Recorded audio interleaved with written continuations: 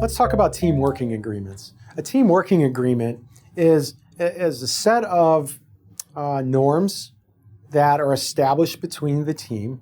Basically, it's like a contract between team members in terms of how they're going to work together, what sort of behaviors, what sort of norms are they going to establish within this culture of their team, and what they're expecting of one another in terms of various behaviors. It's a great team building activity.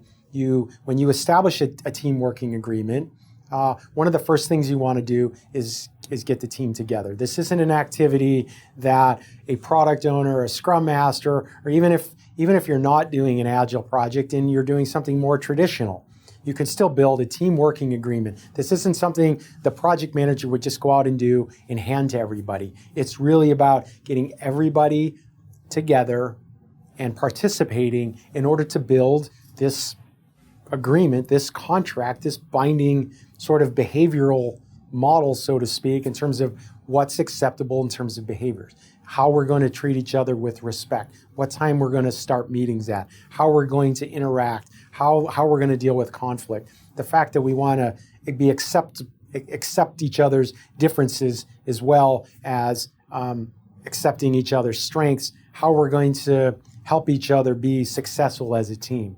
And when teams can put together these sort of agreements, it really positions them for really healthy interactions. So let's talk about the enforcement of the agreement.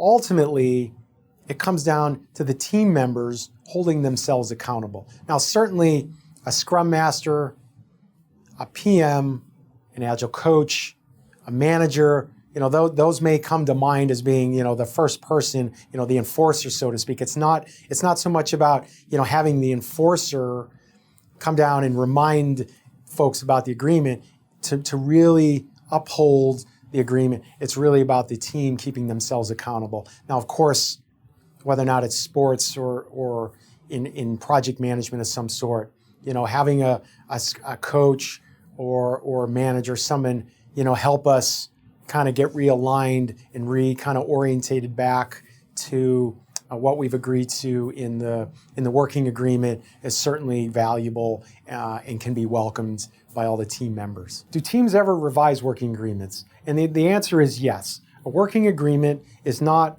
a one-time contract or agreement in terms of the way a team's going to behave. In fact, it's a great way to establish a set of norms for a particular team.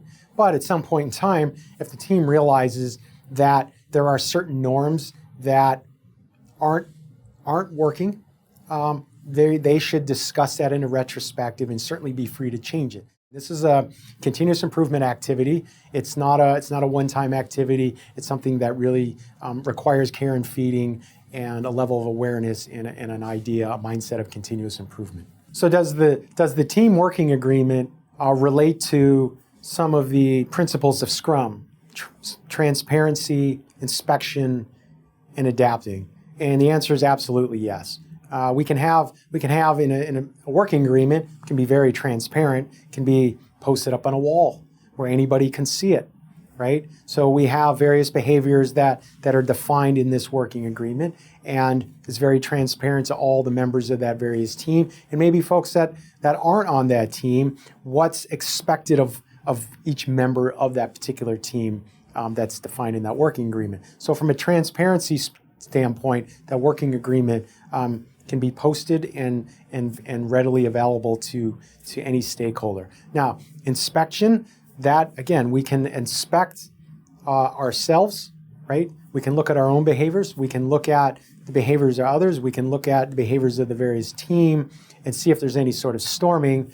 And once that inspection activity kind of occurs, we can also relate that back to the working agreement and see if there's any variance that we need to, corrections that we need to make in order to close any of the gaps in terms of behavior to get people kind of aligned to what's expected in the working agreement. And of course, those adjustments that we have to make, well, that's the adapting. And so sometimes we can either readapt our behaviors to align with that working agreement, or as we talked about a little bit earlier, we can modify the working agreement to better align to the culture, to the norms that are more relevant to the team at that particular time.